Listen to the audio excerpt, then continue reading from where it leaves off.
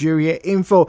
So we're talking about the fear of speaking your local language, your local dialect. And joining me this morning, some of you have probably heard his voice. You probably know who he is. He is Egbilika Josiah Chijindu. Exactly. I thought you would forget that part.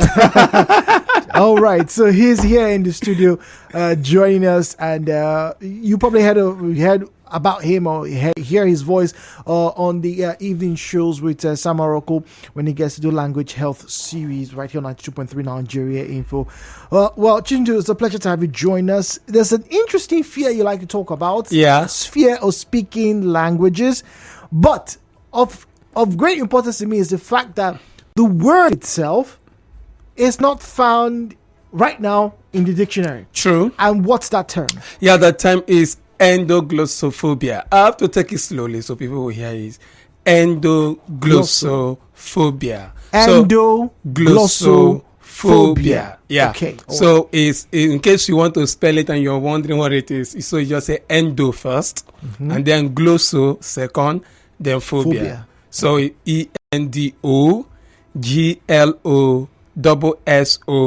then the spelling of phobia PHOBIA.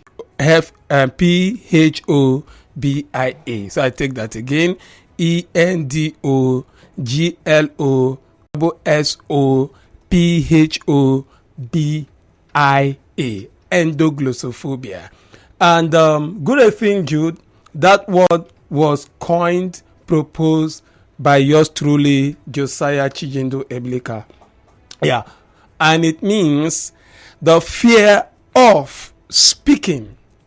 In the short form, right? The simplest form to define it is the fear of speaking your own indigenous language or dialect.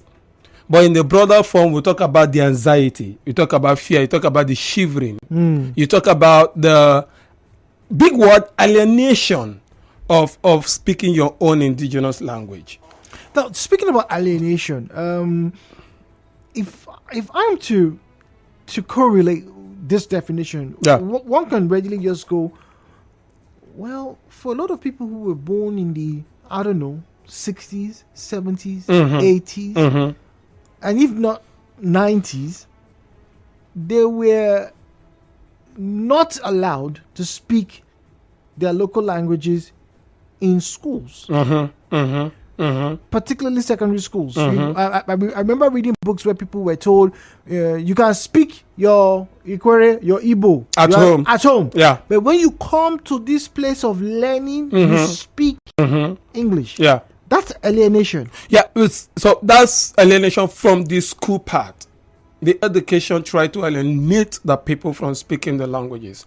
And that also affected a lot of persons. That while growing up, they now start speaking pure English. I read time ago where a lady and a celebrity at that, she was saying that her parents told them not to speak any other language, including the indigenous language, both at home and in school. And she was so proud saying it that in fact that what was the reason? The reason is because English is, again, the formal language. English is, as they say, economical viable, which I can argue that from now till next year. And English is the language of learning, and because of that, he wanted them to learn English very well, and then denying them of their culture. In fact, denying them of their life, their indigenous language. See, that lady actually has endoglossophobia, but she doesn't know. Because if you bring her language to her, she will shiver. Yeah. I have to be honest with you. All right. A lot of people who are probably listening right now and they go, yep, he's talking about me, he's talking about you too, Jude. Some people will shake, right? Yeah, exactly.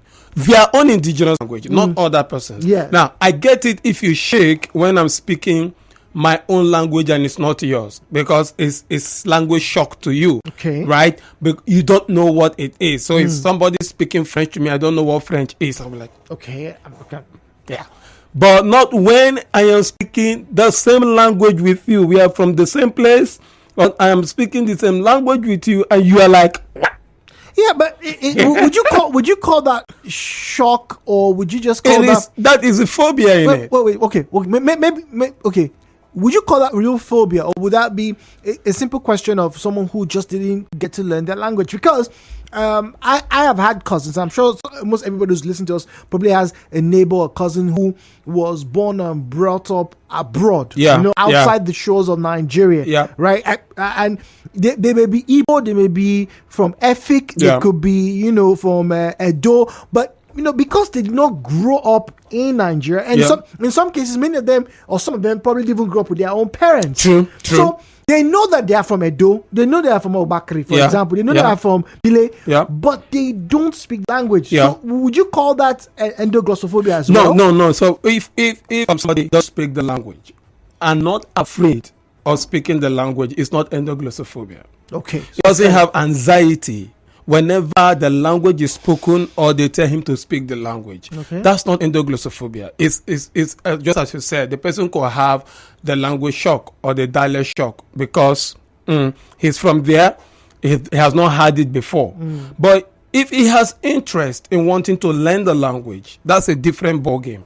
Where endoglossophobia comes in, where a lot of persons don't even know they have it, whenever they bring up the language, whenever they bring up the dialect, you see them want to just shy away from it. But they can speak it. No, they can't speak it. Okay, what about those who can? Because you see, now we are having this conversation about what endoglossophobia is. Right? I do know, for example, I've met people who could speak. I had a friend who was what was the term? Polyglot. Yes. He could speak English, he could speak Hausa, he could speak Igbo. And very interestingly, of all the weirdest languages to ever pick up, he could speak the Idoma language, Tiv language. Wow. It was very odd. Yeah. But you know the funny thing, when we were outside, okay? When we were outside, if we were going, you were expecting somebody who could speak Hausa would help us buy suya. Yeah. You would never, ever, you would never hear this guy speak Hausa to help us buy suya. You would never. But you see, when we're gisting in pidgin. When we're in classroom, it's all English. He's all, and he was a very good orator. He could debate for days, right? But Oga, help us buy suya. No. Help us buy yam. No. When we go to the market, it's always, bros, have fun. I'm not going to take how much. And we'll be looking at him, but guy, you grew up in Kanu. Not if it was Abuja, you could say, okay, but you grew up in Kanu. We know that you know how to speak it.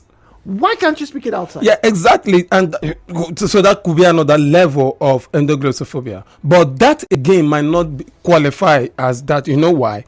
It could be that he is just being anxious, not on the language, but maybe on the people. It could be that he has what I will call people shock. Okay. So he doesn't know how to embrace people to start speaking the language. Maybe he speak the language with people he is comfortable with. Possibly. Yes. Yeah, but people he's not comfortable with. He's that. I don't want to make a mistake. This is not my language. Yeah. I don't want to get that embarrassment. Okay. So if they laugh at me now, but if it is people of my coven, if they laugh at me, we will all fight together. Yes, they will all laugh at me, then we'll all laugh together and it's done. But not when I face that embarrassment outside. So that kind of thing could lead to those situations. Right. But when it comes to endoglossophobia, it's when you have a consistent shock, consistent fear, consistent anxiety. Anytime this thing is up, you want to see him. In Nigeria, people will be like, Josiah, don't say that. We might not be having that in Nigeria, but they don't know that we do. There are people, whenever you speak their dialect to them or their language, you just look for a way to shy away from it. And speak English. And just speak English. If you continue to speak, they'll tell you, now, leave that thing now. So they just look for a softer way to just, take you off from that place for you to communicate in English or in pidgin, what I call Niger, right? So that's the thing. When you actually go back to them and say, come on, why can't you speak your language? They will not tell you the actual truth. When we drop this July this year in our regular show, which of course I have to give that to you, which Jude started like 6 years ago. Was it 6? Yeah, 6 years ago. Are you sure? That's when I just started work here, right? Yeah. Wow. So, it's been crazy, right? Are you sure it's not like 4 years ago? This is 2023. This is 2023. No, we started in okay, we started 2019. Yeah, start 2019. So about 4 years ago. 4 years ago. Heaven help me. Yeah. Okay. All right. Yeah. So we did that on. You actually started this with the language health series. That's on Let's Talk. Yeah, it's on Let's Talk. Okay. So now there are people who are awake who probably didn't catch that show. Yeah. Right. And we're going to go on a break in about a minute or two, and we'll get to come back and talk about it. So when the person has a persistent shock, persistent fear, speak. You term the person as being endoglossophobic. Yeah. Right? And you say a lot of Nigerians are in denial of the fact that they are afraid. Yeah. But so now this is the twist. Is it really a denial, or is it being conditioning? Because like I said, and you attested, and I'm sure a lot of people attested that for a generation or two, right, in this country, they have been told repeatedly, you don't speak your local language outside. You if you're in your house, if you go to the market, almost any market in River State, right, there's a very high chance you will hear Nigeria that's speaking English according to you, right, or you will hear English, right. But maybe the women with themselves will probably speak Kwere.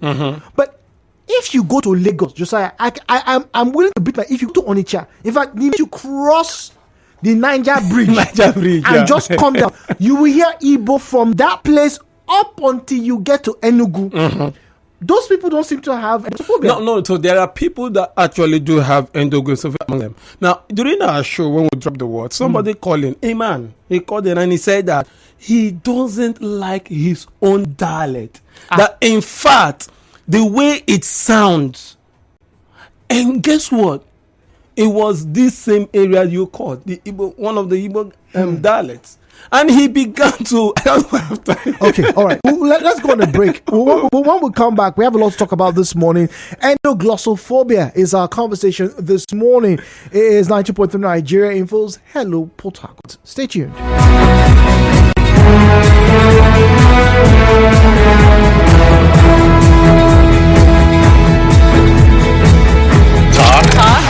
Talk radio. 92.3 Talk radio. Number one.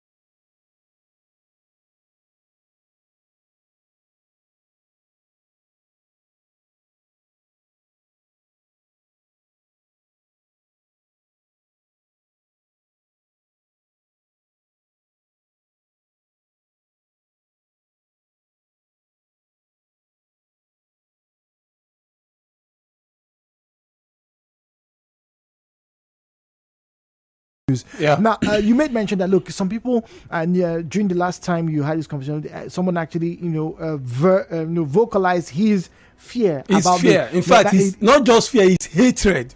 Wow. Yeah, it was that big. His Why? hatred. Why? Okay, wait. What would you say then is the cause for that? Do we attribute it to the years of alienation, systemic alienation by schools, Yeah. even churches? Yeah, fantastic. It's part of it. Even churches, fantastic. Mosque. Yeah. Well, no, the good thing about I'm sorry, not to side any, but the good thing about the mosque, the Islam, is that in their mosque they maintain their language. Okay. To a great extent, to ensure that they speak it, okay, right, and maybe do interpretation for those that may not understand. But when it comes to our area, we find it difficult. No, but there are churches where I've seen churches where particularly in the Yoruba community, where they fantastic, good one. Attention to the language, people get to know the language, people get to yes, this language is still relevant in this time and in our society. But unfortunately, we have a lot of issues. Like for this man, he said in his word, he said that the sound, wow, it was peculiar with the sound. How do you know?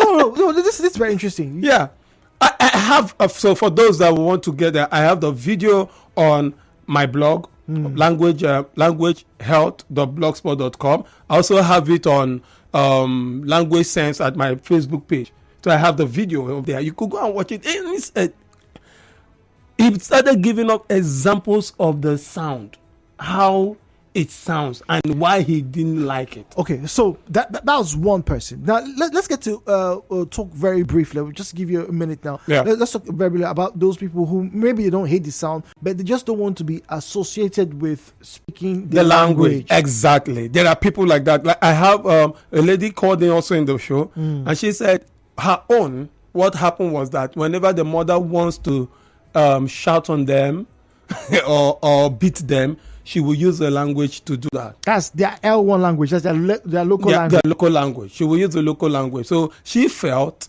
that the local language was the language of violence. Ooh. Yeah. So whenever the language comes to her, what she feels is violence. So she had to now dissociate herself from the language.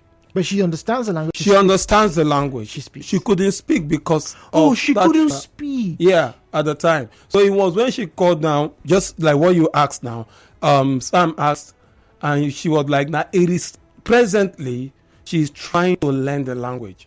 That in fact she has to go meet her mom and told her mom that please, whenever you want to speak, can you speak the language when you are not angry, when you are not shouting on us or wanting to beat us or something, so that she can now change their mindset towards the language." All right, headline news coming up right here, 92.3 Nigeria Info. Unfortunately, we're speaking in English.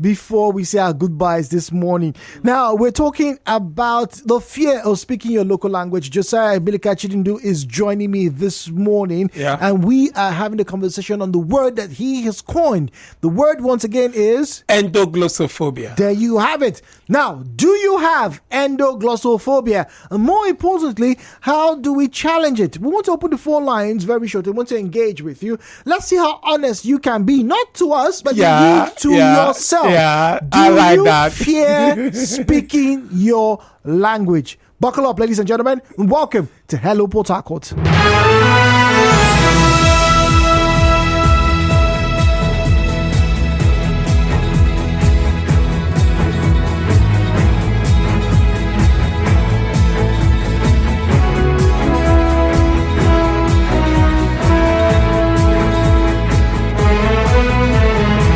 So at Nigeria Info PH, at Nigeria Info PH is where you find us on Facebook and on X. That's Twitter. At Nigeria Info PH, at Nigeria Info PH is where you'll find us. Now, you can also send us a WhatsApp message to 0809 030 6416. I'll take the number again, please. 0809 030 6416 0809 030 6416. All right, did you get that? That's where you'll find us with the WhatsApp app. You come on, tell us what you will feel if you can't call us in at the moment. All right, in a few short moments, we'll get to the lines that will definitely have conversation with you. But for now, let's wrap up with Josiah. Yeah. So,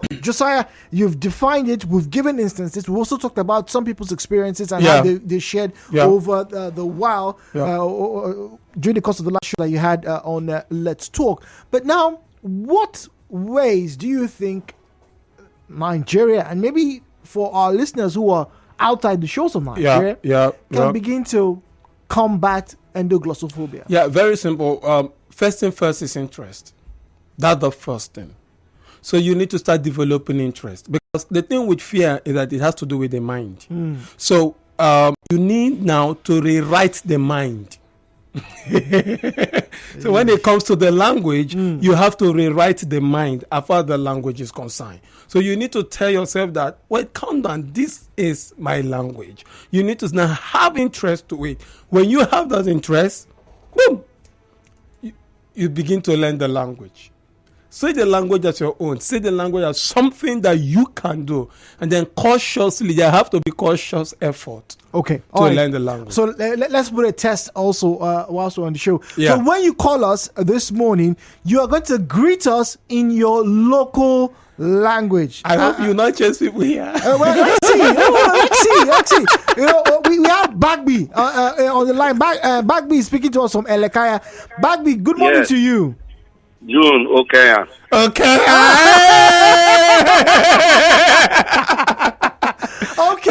nice. Thank you very much, Bagby. Our guest, Mr. Chindo Okea. Okay, thank you very much. Welcome. Yes, I am from Gokana. Okay. I can never be ashamed and will never be ashamed of speaking my dialect. Fantastic. In the days when we were in the primary school, we were taught the dialect as a subject. And it helped us to be able to speak our dialect up to this moment. Even if I spend 3, 4, 5 years outside this country, I can assure you, the day I land here, I will speak Gokana. Fantastic. Wow. Yeah, so, and again, I don't understand why today's generation are running away from their dialect.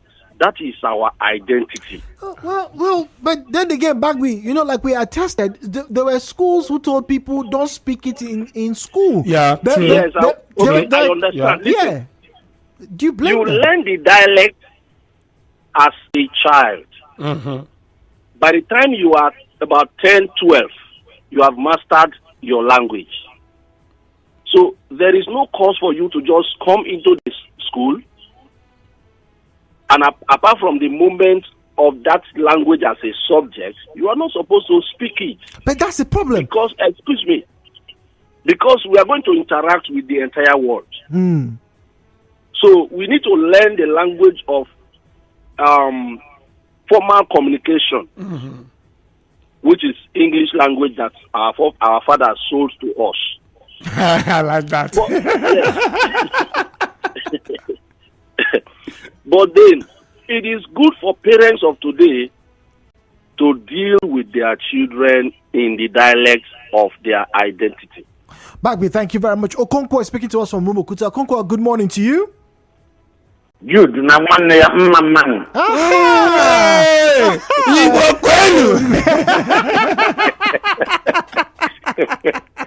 Oh, it's good to hear this. Brother Jude. Good morning. In the past, the world was not a global village, nor a global community. But today, the world is a global village and a global community. And when you watch the movement of the whole world currently, it's seen as a technological world, as a digital world, as an electronic world. And all the transactions that go on all over the world has to do with internet business, online business, Facebook business, WhatsApp, Instagram, social media, and many other things. Both offline and online businesses are through the general or the world language called English. So this is why it will somehow be difficult for people now to advance and balance in their mother's tongue.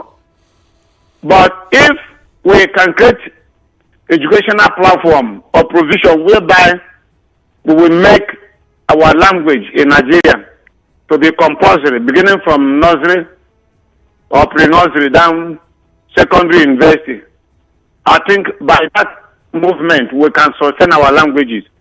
But more complex is that in Nigeria we have many languages. Then which is to become the primary. There's no need to be primary. There's and no need other languages. No. So that is going to be difficult. Okay, but Josiah, you agree there's no need to be... there's no need for any language to be primary and all of that. No. We should just speak the language, develop the languages. Perez is speaking to us from Oyigbo. Perez, good morning to you. Good morning, Jude. Good morning. Any chance? Yeah, my name is Perez. Actually, the last caller said it all.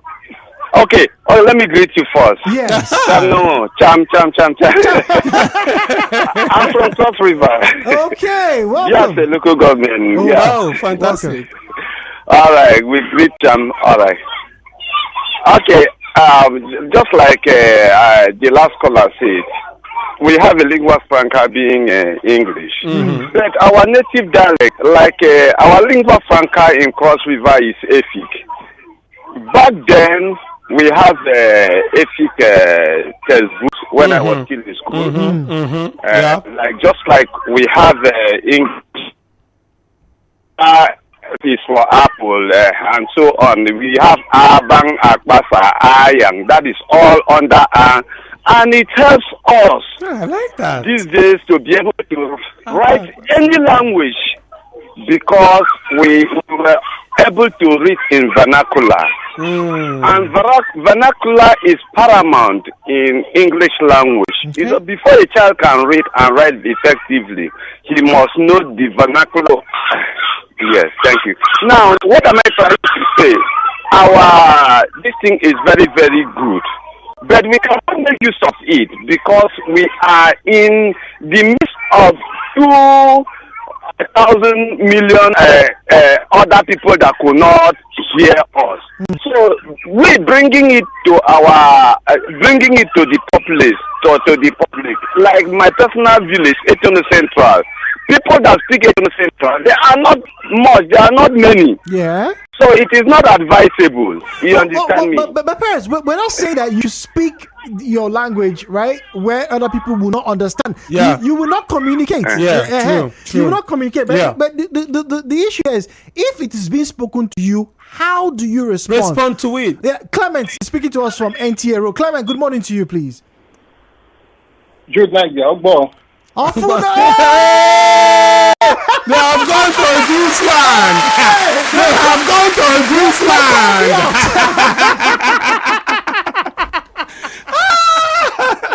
Oh my days, I have been caught. And I look, see where I responded in reflex. Clement, why do this to me? Okay, you see Jude there? Yes, please. I was actually prompted to call when somebody talk about maybe what the internet or the effect of the internet to our language. I think I beg to differ. Okay. I beg to differ. Now, you can search on Google. Google gives you option to choose Pidgin, Yoruba, Hausa, True. Igbo. Very true. Very true.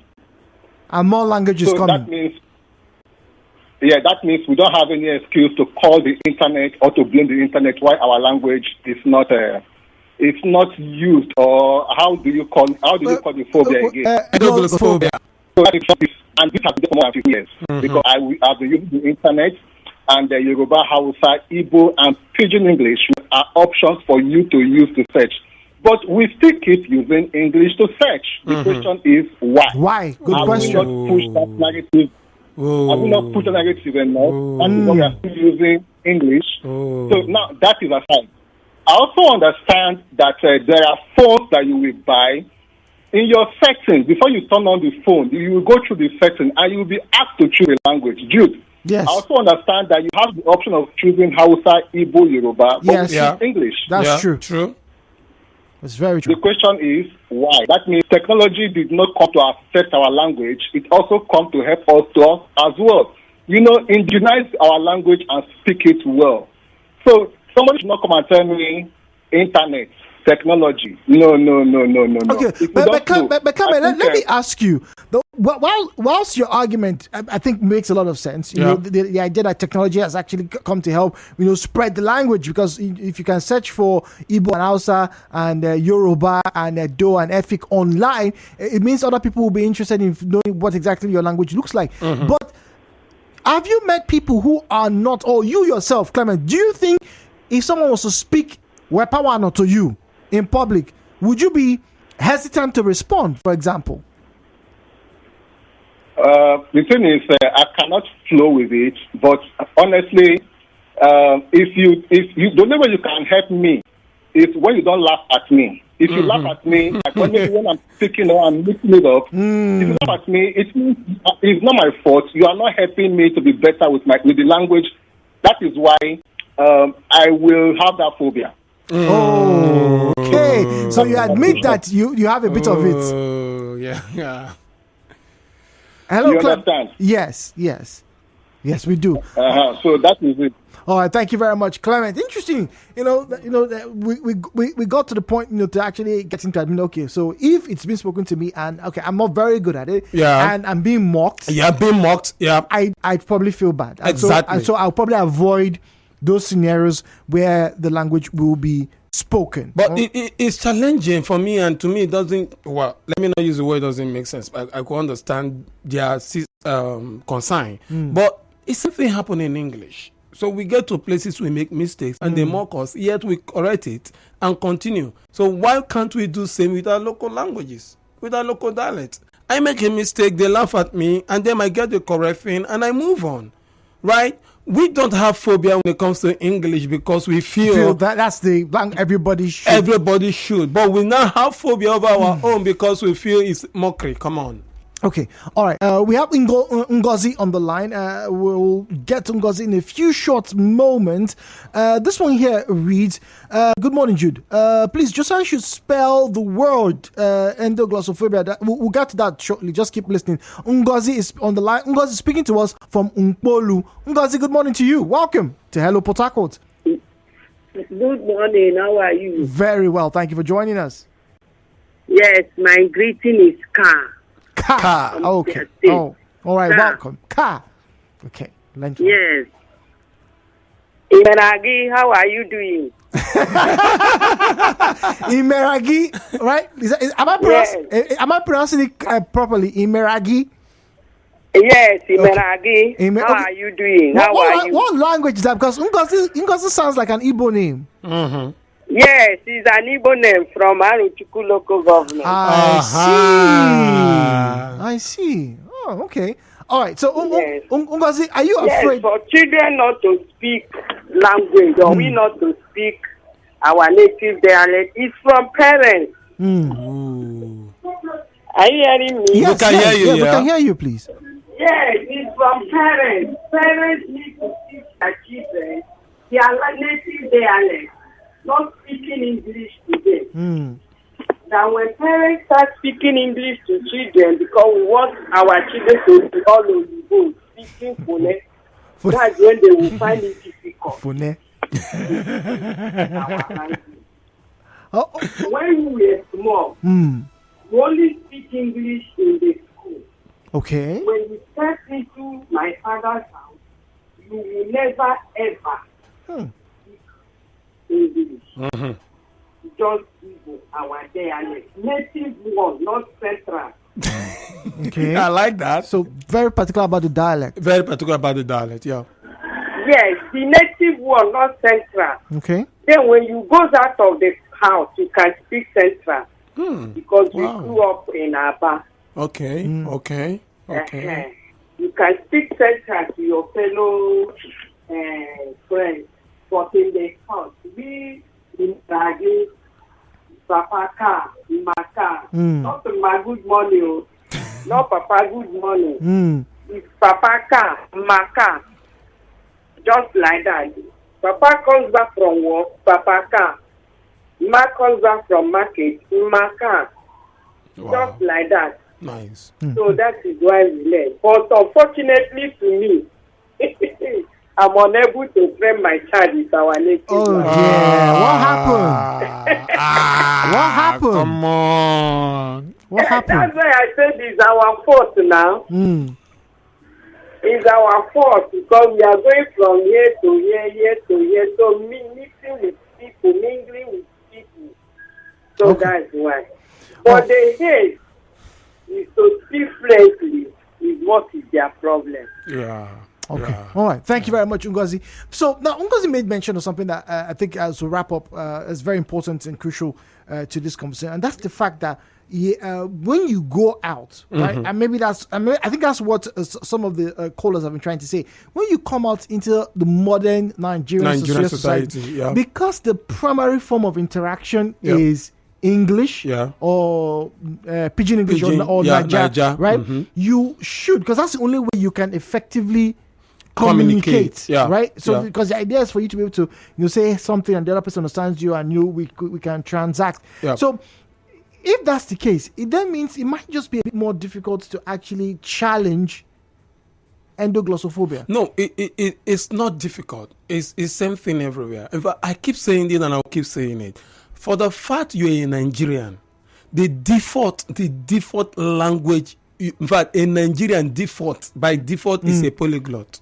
By default, you have to speak English, which is a standard, what the formal language we will call. You have to speak Naija, which is the communication was also adopted for those that are Pidgin English, Pidgin rather.